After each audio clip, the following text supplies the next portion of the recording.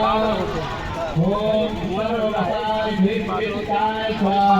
बादल से बारिश होती है और बारिश होती है और बारिश से अन्न उत्पन्न होता है और जब अन्न उत्पन्न होता है तो उस अन्न से प्रजा का पालन होता है।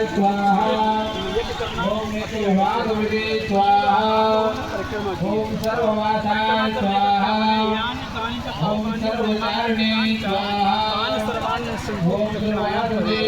हमारा वेद मंत्र कहता है जन्म जन्मांतर के किए हुए पाप यज्ञ की परिक्रमा करने से। किस प्रकार परिक्रमा करनी चाहिए? परिक्रमा का नियम है प्रदक्षिणायाम पदे पदे। जितने छोटे छोटे कदम पड़ेंगे परिक्रमा में उतने अधिक पुण्य प्राप्त होगा। यानी कहानी च पापानी जन्म जन्मांतर कृतानि च। इस जन्म के या पहले जन्मों के पाप किए हुए प्रदक्षिणायाम पदे पदे। प्रदक्षिणा करने से पापों का निवारण हो जाएगा।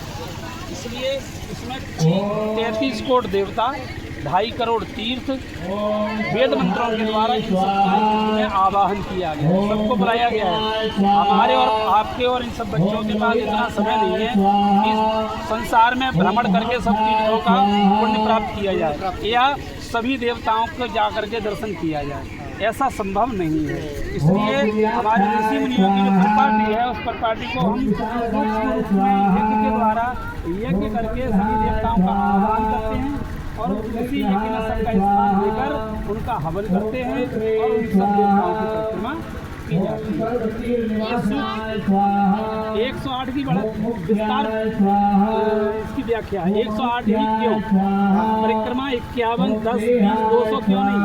108 ही क्यों? जैसे माला जो होती है, माला जपने वाली, उसमें भी 108 सारे होते हैं। हमारी राशियाँ होती हैं 12। एक राशि 9 अक्षर की होती है। 9 अक्षर की एक राशि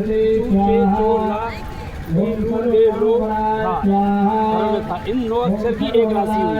ऐसे ही 12 नेमा 108। हमारी राशि 12 है और प्रत्येक राशि में 9 अक्षर है, इसलिए 12 नेमा 108। हमारे नक्षत्र 27 हैं। एक नक्षत्र में 4 चरण होते हैं। 4 चरण का एक नक्षत्र 27 श्लोक कितने होता है? 108। 27 श्लोक 108 होता है।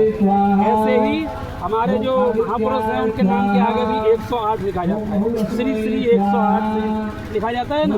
तो इस प्रकार से जिस प्रकार से हमारी माला में 108 दाने होते हैं, जिस प्रकार से हम यज्ञ की परिक्रमा का हमको भी इसी प्रकार से 108 नहीं करना चाहिए। इस प्रकार से हमारी 12 अक्षरों 12 राशि 9 अक्षर की एक राशि होती है।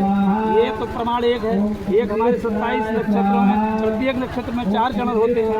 27 का 108, 12 नेमा 108 और हमारे महापुरुषों के नाम के आगे जो होता है 108 होता है। इसलिए हम लोग 108 की गिनती ही करते हैं।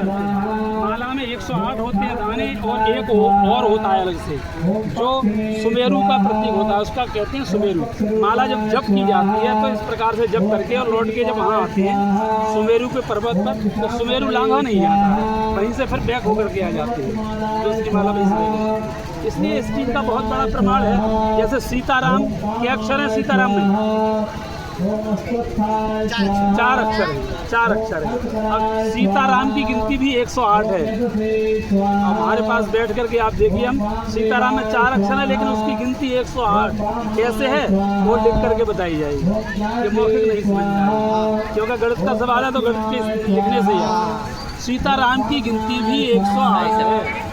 केवल 4 अक्षर हैं लेकिन उसकी गिनती हम आपको बताएंगे तो 108। बोलिए लक्ष्मी नारायण महाराज की जय। बती पतये